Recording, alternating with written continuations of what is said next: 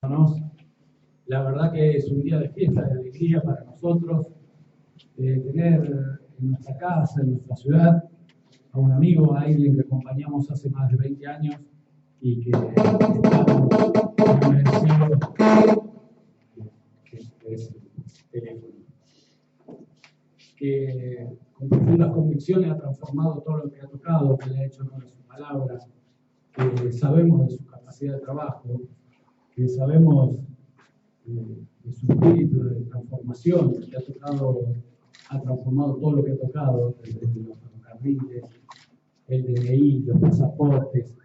Así que estamos orgullosos de pertenecer a este espacio, que como él dice, somos unos locos con muchos sueños para transformar y que realmente tenemos un desafío enorme de cara a estas elecciones y al futuro, al 2019, porque nosotros soñamos con acompañarlo en la candidatura y en asumir en diciembre del 2019 la presidencia de la Nación. Bienvenido, Florencio, muchísimas gracias por estar en el Sur. Bienvenido, Rani, el intendente de Bolívar, que encabeza la lista de diputados nacionales y que también es un orgullo tenerlo hoy en nuestra ciudad, porque es una de las promesas en la política, es un dirigente que también ha transformado una ciudad como Bolívar. Sabemos en la región que es reconocido, que ha sido reelecto por todos sus vecinos. Gracias, Vali, por acompañarnos. Gracias, Victoria, nuestra cabeza de lista concejal. Gracias, Pulga, Omar, por acompañarnos. Hemos constituido un espacio fenomenal en la política sureña y también tenemos muchas expectativas de cara al futuro. Pero lo importante hoy es los visitantes, así que los dejo con Florencio. Gracias.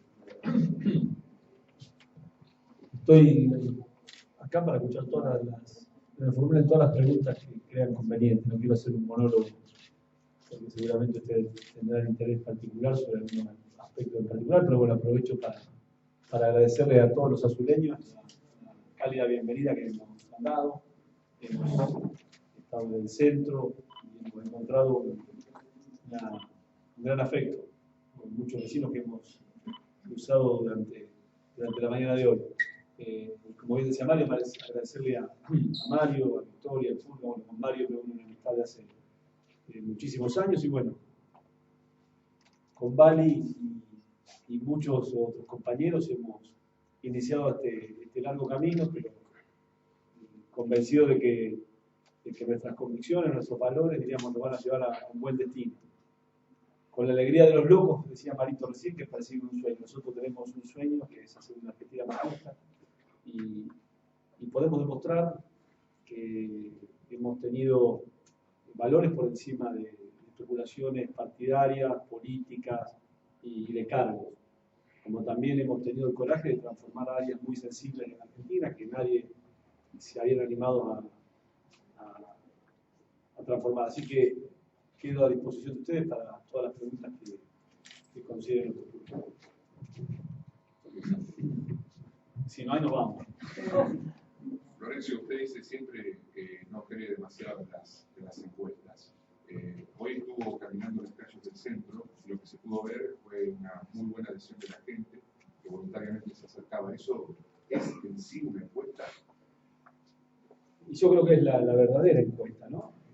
Lo que uno palpa cuando recorre la ciudad y se habla con los distintos actores de la ciudad, con los vecinos, con los comerciantes, con los pequeños y medianos empresarios, con los industriales. Y la verdad que encontramos una muy buena recepción por parte de la gente. Creemos que somos una alternativa. Nos parece que el próximo 13 de agosto el ciudadano tiene que ir a votar y en ese voto seguramente lleva las esperanzas de un país mejor. Y creo que la mayoría del espíritu de los argentinos hoy, digamos, hay desilusión, desesperanza con respecto a las expectativas que había despertado el gobierno de Mauricio Macri. Así que darle un voto de confianza nuevamente es que se profundicen estas políticas, que son políticas de exclusión, que son políticas que no tienen en cuenta la creación de trabajo, que son políticas que en realidad han permitido que nuevamente ingresen las importaciones destruyendo el trabajo argentino, que son políticas de incrementos de tarifas desmedidas, nuevamente injustas sobre quienes vivimos en el interior y tenemos sobre el mismo consumo 4 veces más la tarifa que paga un porteño. Y por otra parte tienen la posibilidad de votar a, digamos yo, Cristina simboliza parte de una fórmula de ver la Argentina, digamos, que me parece que de alguna forma fue plebiscitada en el año 2015, donde no hubo ningún reconocimiento de nuestro propio error, donde hubo una cuota de soberbia que terminó cansando a la sociedad. Entonces nosotros creemos que somos una alternativa en ese sentido. Y eso es lo que percibimos cuando estamos en la calle. ¿Cómo fue la reunión que mantuvo con los trabajadores de FANASUR? Muy buena, pero angustiante. Angustiante porque hay 258 trabajadores, los cuales con el 80% es de la localidad de Azul, el otro 20% es de la localidad de La Barría, y uno se asombra, ¿no?, con el grado de insensibilidad que hay en quienes en realidad deberían ser parte de la solución del problema. Bueno, creo que sea inocuo el cierre de una fábrica como la que se encuentra acá en Azul, y que en una situación económica muy compleja donde no se genera empleo. Me parece que tal vez debería ser la principal preocupación del intendente municipal, que 258 familias no pierdan el trabajo. Y mínimamente me parece que como seres humanos se merecen que haya un gobierno que en realidad responda a ese grado de incertidumbre que cada uno de ellos tiene, de los cuales muchos tienen más de 30 años de trabajo, que tienen una vida dedicada a eso, que seguramente frente a la posibilidad de pensar que pueden ser despedidos, seguramente ven truncadas las expectativas de futuro de su familia y la propia. Así que con preocupación, pero con el compromiso tanto con quienes nos acompañan en Azul como con Bali, de darles una mano todo lo que necesitan, sin ningún tipo de especulación, con el interés y el compromiso de que finalmente esta planta pueda reconvertirse, pero eso tiene que ver con una decisión de política de Estado. Una fábrica que en realidad tenga iguales de condiciones de competir con una empresa privada, porque muchas veces se escucha decir alegremente que bueno, son empresas que dan pérdidas, pero por ahí tiene que estar el Estado para que tengan las mismas condiciones que una empresa privada. Digo, si le sacamos 4% de restricción a la minera sin ninguna necesidad, que es un sector de la economía concentrada, podríamos haber firmado un contrato y un convenio para que sean este tipo de empresas las que provean, digamos, el insumo que necesitan las mineras y que a su vez se comprometan en incorporar tecnología para que sea una planta de primera línea para que compita al mundo. No es tan difícil esto. El tema es si tenemos voluntad y decisión de que las cosas cambien. Así que con la preocupación que seguramente deberían y deben tener la mayoría de los azuleños, y esperando que el intendente municipal, que ha decidido ir a Cambiemos, seguramente tendrá una buena relación con la gobernadora y con el presidente para hacerle llegar la inquietud. Florencio, en la recorrida en el centro estuvo con comerciantes. Los datos que han brindado desde la Asociación de Empleados de Comercio de Azul respecto a los despidos son alarmantes y a la preocupación. ¿Qué te transmitieron esos comerciantes? A ver, el consumo, la caída del consumo del comercio tiene por primera vez después de 50 años 20 meses de caída consecutiva. 20 meses de caída consecutiva. ¿Cuál es la preocupación fundamental? Que esto es un denominador en el comercio en términos generales, la caída del consumo interno, producto de que en realidad el salario ha perdido capacidad de compra. A propósito que el gobierno cree que una forma de bajar la inflación es enfriar la economía, que por supuesto nosotros no compartimos. A eso hay que agregarle el incremento de los costos, de alquileres, de tarifas, lo que lleva a una situación muy angustiante del comercio. Es similar al problema de la pequeña y mediana empresa, que digo, genera el 83% del trabajo en Argentina y se encuentra hoy con baja de consumo, razón por la cual tiene menor capacidad o menor demanda, ingresos de importaciones que destruyen el empleo argentino, en sectores que son sensibles y que generan mucho empleo, aumento de tarifa y tasa de interés al 50% como mínimo, ya que el Banco Central garantiza una tasa de piso de 28 puntos, que es la que le paga a los bancos, también para, digamos, supuestamente para bajar la inflación, cosa que no han logrado. Van a terminar pagando, para que entiendan, 220.000 millones de pesos de interés a los bancos este año, para tener retenido parte del circulante en el Banco Central. Es decir, son 13.000 millones de dólares. Imagínense ustedes qué cantidad de cosas podrían hacerse con 13.000 millones de dólares puesto en la economía. Entonces, realmente nosotros no creemos en esta política económica, creemos que esta política económica ya se aplicó en otras oportunidades y trajo mucho valor a la Argentina. Si bien se plantean como una alternativa, digo, ¿cómo encarar una campaña cuando siguen insistiendo? ¿Sí? En la polarización lo hace el propio presidente de la Nación y la expresidenta, y creo que en parte se terminó reflejando en una politiquería, si se quiere, entre comillas, con lo que pasó en el Congreso, con lo de debido, ¿no? La no expulsión finalmente. Sí, creo primero que, para que quede claro nuestra posición, nosotros estamos en contra de los fueros. Nosotros, y en el caso mío, si yo fuera debido, hubiera renunciado, hubiera pedido una licencia sin goce de sueldo, porque el sentido de los fueros tiene que ver con la libertad de expresión, la protección que me da una herramienta jurídica para que yo pueda expresarme libremente, no para que yo sea juzgado de otra manera frente a la acusación de un delito. Dicho esto, digo, es lo que usted señala, se termina transformando el Parlamento en un escenario de especulación política marketinera, digamos, sobre un tema muy sensible que genera más angustia en la gente. Entonces, tengo la impresión de que la resolución de la polarización que intentan, digamos, en este caso el gobierno, para sostener políticas de ajuste que en realidad están trayendo muchos perjuicios a los argentinos. Y por el otro lado, una expresidenta que pretende, digamos, nuevamente volver, después de ser 26 años candidata, lo va a resolver la gente. Y nosotros para eso somos una alternativa. Me parece que no hay que subestimar al electorado cuando concurra a votar. Yo no creo que la gente quiera dar un voto de confianza a Macri ni que tampoco quiera volver al pasado. Más allá de que nosotros reivindicamos muchas cosas del gobierno, es decir, nos hacemos cargo de los aciertos y también de los errores, por supuesto que no de los corruptos. Randazzo, desde la práctica hay muchas cosas que no se entienden, pero desde lo discursivo es mucho más grave todavía.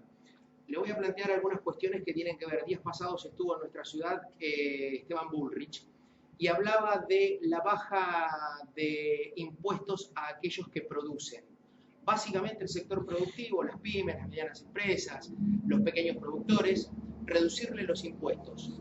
Nunca se habla o nunca se plantea el hecho de dejar los impuestos como están en un acuerdo que tendría que tener con ese sector, pero empezar a subir el incremento en la renta financiera.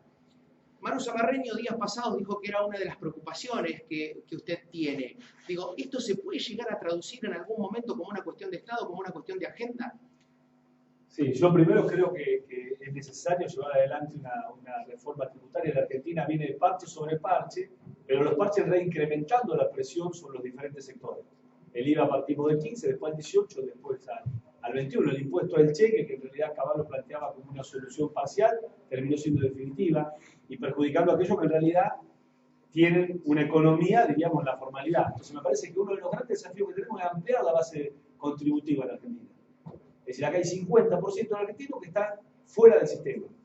Entonces me parece que deberíamos ir incorporándolo lentamente y a medida que vamos incorporando y vamos incrementando los montos de cada uno de los impuestos, el sistema nuestro básicamente recauda del IVA y de ganancias, ir bajando esa presión, sobre todo en aquellos impuestos que graban de la misma forma, que son regresivos, que fundamentalmente el IVA, que graban de la misma forma al que tiene poder adquisitivo, capacidad contributiva y el que no lo tiene. Me parece que tenemos que ir por ahí, tenemos que grabar la renta financiera, yo creo que hay que grabar la renta financiera, que hay una especulación ahí pensando que si grabamos la renta financiera el capital que es sonso se va a ir a otro lugar. Bueno, tenemos que asumir ese desafío, pero que la política sea progresiva y que en realidad premie precisamente a los sectores que generan empleo. Me parece que la reforma tiene que estar orientada en ese sentido. Yo no le hubiera bajado la renta a las mineras, me parece un despropósito. Es decir, que a un sector concentrado de la economía le terminemos bajando la carga impositiva cuando hay sectores, diríamos, y después ajustamos por otro lado las pensiones para discapacitados. Me parece que otro de los grandes problemas que tiene la Argentina es los niveles de endeudamiento que está llevando adelante este gobierno. Confunde el tema de relacionarse con el mundo en términos económicos y defendiendo los intereses de los argentinos con salir a tomar plata en el mercado a tasas siderales que hipotecan el futuro no solamente de nuestros hijos, sino de nuestros nietos y nuestros bisnietos. De hecho, han emitido un bono a 100 años que pagan 200 millones de dólares por año de interés, lo equivalente a lo que se paga en pensiones para discapacitados en un año. Y el monto del préstamo, para que usted tenga claro lo que hicieron, son 2.750 millones de dólares. Es lo que está fugando por mes, digamos, lo que está fugando por mes en dólares hacia afuera. Usted hoy planteaba en la recorrida que hizo por los medios un tema que seguramente a usted le cabe en las generales de la ley, que tiene que ver que es del interior, ¿no? Y que es un problema que a los bonaerenses nos preocupa y nos ocupa, que tiene que ver el tema de tarifas. Pero usted hacía un desdoblamiento que me parece que es el más lógico dentro de los esquemas que se están planteando, y es que tanto el Gran Buenos Aires, obviamente que es capital, pero el Gran Buenos Aires y el Gran La Plata tienen una situación de una tarifa diferenciada con lo que es el interior. Digo, y el mismo aumento, en esto de ser regresivo, el mismo aumento que se dio para ese sector se le dio para todo el interior de la provincia también. Digo, cuando las tarifas no eran las mismas. Nosotros no pagábamos 30 pesos por mes de luz ni de gas. Digo, eso se puede corregir, se va a corregir. ¿Vamos a tener que seguir esperando que nos toque alguna vez o es una cuestión posible? Bueno, fue uno de los errores de nuestro gobierno.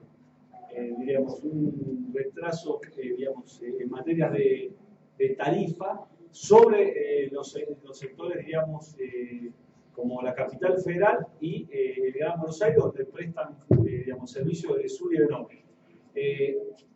Diferente a lo que pasó en el interior. Primero, yo creo que en realidad el tema de la tarifa, digamos, digo, ¿por qué un error? Porque a mí me parece que el gobierno tenía elementos y herramientas para determinar quién tiene capacidad contributiva y quién no, frente a determinados consumos. Que básicamente nos marca el consumo. No es lo mismo una familia que consume 2.000 kilovatios por mes que una familia que consume 3.000. Es decir, que teníamos parámetros para establecer niveles de tarifa diferentes. Dicho esto, el gobierno comete el peor de los errores. Ignorando el marco regulatorio de la década de los 90, que en realidad, básicamente, ¿qué establece el marco regulatorio?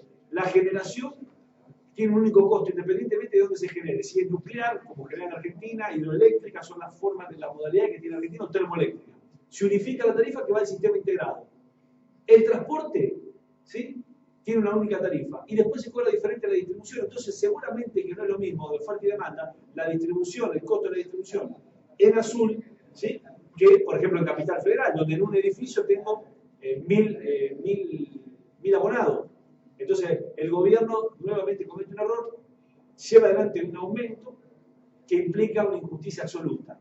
Cuando en realidad, por el mismo consumo de gas en Capital pagan 800 pesos y en Chivilcoy en Azul pagan 4.000. ¿Es posible pensar en algún momento en la unión del peronismo, teniendo en cuenta que después de tantos años se pierde, por ejemplo, en la provincia de Buenos Aires? No es un dato menor y tiene que ver con errores internos. Y el otro día vino Facundo Moyano aquí en el marco del Frente Renovador y Gen, y lo que decía que mientras esté Cristina Kirchner no se va a poder pensar en Antonio. ¿Cuál es la opinión de ustedes? O mientras haya, yo diría, mientras haya oportunismo, como el que tiene Facundo Moyano, el que tiene Massa. Es difícil imaginarse, digamos, una línea de coherencia cuando, digo, en el 2008, Massa y gran parte de los que acompañan a Massa eran parte del gobierno de Cristina, la jefa del gabinete de Cristina, y 6 años anteriores habían sido funcionarios de Kirchner. En el 2009 fueron testimoniales. Massa fue testimonial, yo no sé qué es el testimonial. En el 2013 fue con Macri en una lista. En el 2016 viajó con Macri a Davos, que prometieron una ayuda de inversiones que nunca vinieron. Y ahora resulta ser que son los peores opositores, acompañados por Héctor Vícer, que hace pocos días atrás decía que eran unos tribuneros oportunistas. La verdad que esas son las cosas que hacen poco creíble a la política. Y poco creíble a los dirigentes que en realidad muchas veces, en vez de decir las cosas que piensan, como estamos diciendo nosotros acá, hablan de acuerdo a las convicciones. Lo que tienen que hacer es, si en realidad se sienten peronistas, si tienen un marco de pertenencia histórica e ideológica al peronismo, tienen que participar de la PASO. Entonces, exactamente. Entonces, la PASO hubiera definido quién eran los mejores candidatos para competir con el actual gobierno. Y no lo que hacen, que es absolutamente oportunismo y faltar a la verdad. Porque lo que estoy diciendo es absolutamente objetivo. Nosotros aspiramos que la PASO sea el mecanismo que resuelva quiénes van a ser los candidatos del espacio del peronismo. Si quieren hacer lo que están haciendo, que no lo hagan en nombre del peronismo, y mucho menos que culpen, en este caso, a Cristina Kirchner o a quien sea, porque en última instancia están haciendo exactamente lo mismo. ¿Se pueden conocer detalles de su reunión con Cristina? Por supuesto. Yo no tengo cosas privadas y públicas. ¿De qué se habló? Fue una muy buena reunión, muy amable, pero creo que claramente, digamos, nosotros hicimos un intento, que diría casi imposible, porque 10 días antes ya había decidido conformar un frente dejando afuera el peronismo, para no participar en una PASO, solamente con ese objetivo. Pregúntele a cualquiera que le explique, digamos, cuál es el sentido de crear una agrupación de partido sin ninguna identidad. El partido uno es Colinas, que es de la Cuñada, el partido de la Victoria, que es San Pedro, que perdió Bragado, que ni siquiera es intendente, y otro partido era de Zabatella, que en realidad en 2009 había hecho perder a Néstor Kirchner, dejando fuera el peronismo con lo que implica el peronismo. Nosotros tenemos una responsabilidad también como dirigentes del peronismo, de ayornarlo, de mejorarlo. Nosotros decimos, se sintetizan 3 frases del peronismo: no robar, cumplir y no votar nada en contra de los intereses que nuestra base de representación tiene. ¿Está claro? Entonces digo, ¿qué hablamos ahí? Así que definido eso, había muy poco que hablar. Creo que en realidad sigue teniendo una cuota de soberbia en ver la realidad, en creer que, por ejemplo, el triunfo de Macri obedeció a las promesas de Macri, que está claro que yo tengo claro también que no cumplió con ninguna de esas promesas. No es menos cierto que perdió fruto de nuestros errores, fruto de nuestra soberbia, fruto del cansancio que había en la sociedad de creernos que éramos... ¿Algo la reconoció de todo eso? No, para nada. Sí, me ofreció que yo la acompañe en la lista. Está claro, yo soy un hombre de convicciones, puede decir esto, no podía acompañarla como primer diputado nacional o como senador en el lugar que iba Jorge Tañana. Yo le dije que no, que íbamos a emprender otro camino, que Argentina no podía discutir el pasado, y que yo tenía derecho a plantear eso, porque precisamente estaba dispuesto a compartir una PASO con ella. Por eso me sentía con el derecho de considerar que ella no era la mejor candidata. Quienes tenemos algunos años hemos escuchado mucho tiempo los talleres Carmona, y hoy a la mañana usted hacía referencia a cuestiones de lo que tiene que ver con parques industriales, desarrollos industriales. ¿Es posible la asociación de empresarios bonaerenses para poder conformar polos? Digo, no sé si hace falta tener 2 rellenos sanitarios, uno en Olavarría y otro en Azul, por poner un ejemplo. Digo, ¿este tipo de cuestiones pasan en el interior de la provincia? ¿Se pueden llegar a dar? Sí, primero tiene que haber un marco general, digamos, de la macroeconomía que garantice que la posibilidad de producir sea negocio. Ahora, si el marco que me garantiza el gobierno es financiero, porque yo pongo la plata en un banco y el banco me paga el 30% sin moverme de mi casa, es la publicidad del Banco Santander, 3PM, usted ve que van corriendo y le preguntan, ¿y este a qué se dedica? Y termina diciendo que tiene la plata puesta en un banco. Entonces, dicho esto, después también depende de la voluntad que haya de quienes gobiernan la provincia y de los gobiernos locales. Yo ayer vi una experiencia formidable que la llevó adelante nuestro candidato, que era rector de la Universidad del Centro, que es el Polo Informático Científico Tecnológico de Tandil, donde en realidad se dio una combinación entre el conocimiento y las empresas. Y el Estado, diríamos, triangulando y facilitando las cosas. Se crearon 50 empresas, 1.400 puestos de trabajo y se vende conocimiento. Ahora, en el caso de Azul, deberán definir qué tipo de ciudad quieren. ¿Quieren una ciudad absolutamente agropecuaria del Estado? Y el futuro, digamos, no es el mejor para mí. O queremos un sector agropecuario que produzca y que le dé valor agregado. Y ahí actúa el Estado, con líneas de crédito, con la generación de empleo. Y me parece que por ahí pasa la cosa. O queremos, vuelvo a repetirle, que la ciudad dependa del Estado únicamente. No, el Estado es importante, pero el Estado tiene que cumplir otras misiones, más que ser el tomador de empleo público, que eso finalmente termina siendo un círculo vicioso para la economía. Uno de los datos de color de ese polo tecnológico es que una de las principales empresas es de Azul. La última, por lo menos de mi parte, digo, porque están algunos que están apurados. Nosotros esperamos 40 minutos. Digo, cada vez que viene acá está más canoso y sigue insistiendo. Me voy a teñir las caras, la mayoría me salieron cuando subí con transporte, me la llevó Cristina. Y a los que están apurados, vos no les devolví. Bien, si no le tengo que dar ahora, la última. ¿Cómo se siente que usted integró un gobierno de 12 años cuyo principal ventaja la llevaron los bancos?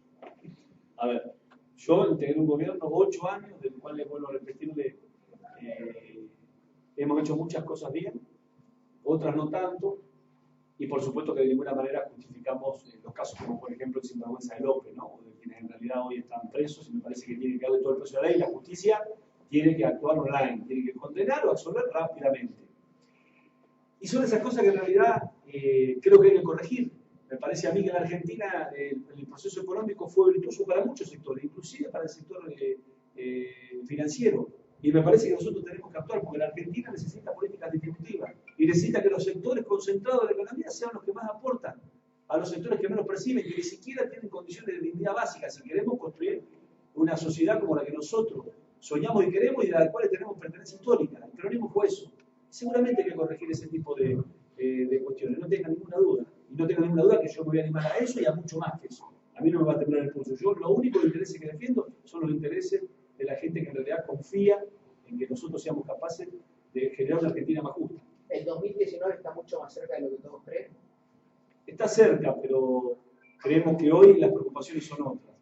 La sociedad está preocupada por llegar a fin de mes, que está preocupada por llevar la tarifa de gas, que está preocupada por no perder el empleo y que nosotros podemos poner un límite a eso. A mí me parece que la sociedad, a partir del 13 de agosto, le puede poner un límite a una visión de la Argentina absolutamente egoísta, absolutamente insolidaria, absolutamente insensible, que es la que está llevando adelante este gobierno, sin volver a la soberbia del pasado. Gracias. Muy bien.